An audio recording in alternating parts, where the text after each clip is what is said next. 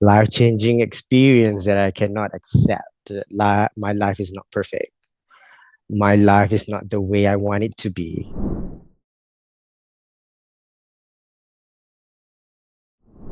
Could you help describe to us Okay. what is major depressive disorder and adult ADHD?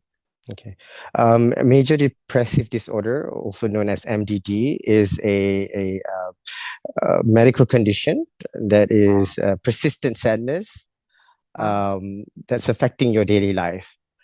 That's carry on for days and weeks and months and years for even for some people. For me, it was years that I didn't know it was depression. And if it's affecting your daily life, it's impacting your physical activities, like wanting to sleep all day or not having enough sleep or eating too much.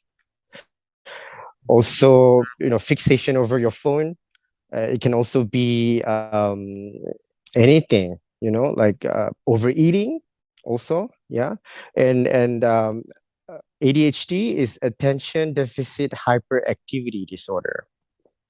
It is an ability to focus, issues with inattention, and also unable to organize and chaos.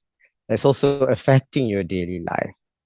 So I didn't know all of that was affecting my life because I thought it was normal. It was me.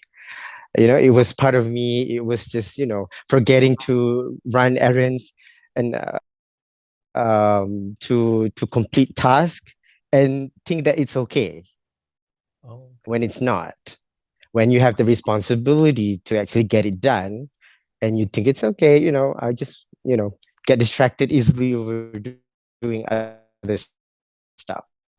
So, of course, these two diagnoses can mask each other.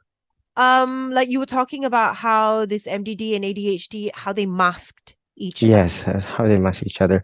Yeah, they mask each other because it's an underlying condition where you think it's one or the other when it's actually both. So only a medical professional can actually note all that by doing evaluation on it and then provide you with medication, and it has to be holistic. That's when I started going to therapy and rehab. Is this caused by chemical imbalance in your body? What is the cause of this? Okay. For me personally, it caused by life-changing experience. Mm. Life-changing experience that I cannot accept. My life is not perfect. My life is not the way I want it to be. And although it is the choices that I made, I openly made that choice, to live that life and to move away from Malaysia at the time. Um, wasn't how I expected it to be. Of course, starting a family is very challenging. Having had that freedom to be, and also had a career and to turn into a homemaker was very challenging. And I couldn't accept the fact that I am no longer that person. Mm. There's also issues with identity that I am neither there nor here. Mm. I wanted to be accepted by the society, but I also cannot be accepted at some point. I have to put that balance really intact because I felt like it was going to affect me in so many ways. So I knew what was it about, really. And of course, the more you try to escape from that issues, the greater it becomes. You Mm-hmm. started doing stuff you're not supposed to. And then, and then, like I said, like not enough sleep, eating too Yeah. much, Mm. substance abuse disorder and stuff like that. And then of course, eventually, like how far would I let myself go? Okay. And it really feel like death was the only way out. Mm. Wow. Mm.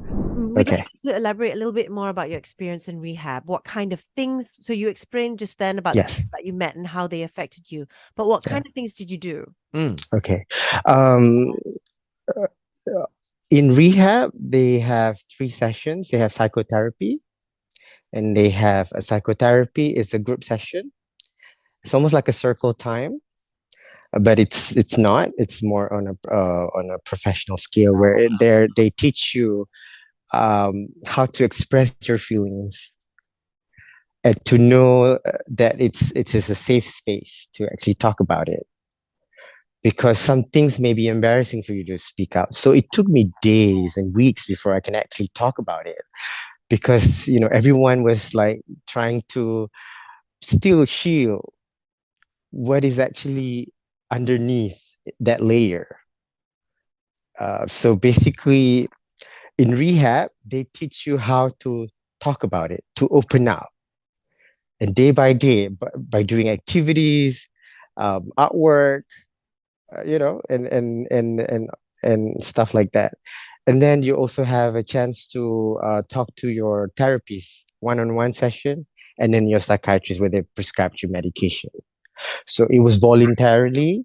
It wasn't an order by the court or by the physician. It was a voluntary participation of going to rehab. So it wasn't as forceful as you might think, as you see on TV. And it is not as embarrassing. It's also Amy Winehouse song, I Don't Want to Go to Rehab. So it is very welcoming place that I think it would help you understand yourself better. So, what is it that you have learned about your journey, and what is that one message that you'd like to tell the world? Yeah. Tell to the people watching this, to the people listening to this. My very message here is to do not be afraid to come forward and to talk about it. Find a place that you can trust. If it's not medical provider, it's someone that you can really trust to share your stories. That again, not every stories can be every story can be accepted, but your story matters. And when you speak about it, what I learned is that you cannot heal what you cannot speak. If it's in there, it's going to stay there. But if it's out there, or you're in the right direction. So put it out there. Find your trust to someone you can talk to. And of course, eventually, your medical professionals can help. And when you do seek for help, it has to be holistic. It is not just medication. It is the therapy. It is the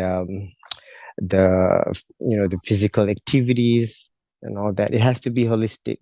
Amazing. Thank Thank you you. so much. Thank you. Thank you. Hi, I'm Refie. I am diagnosed with major depressive disorder and ADHD, but I am unbroken.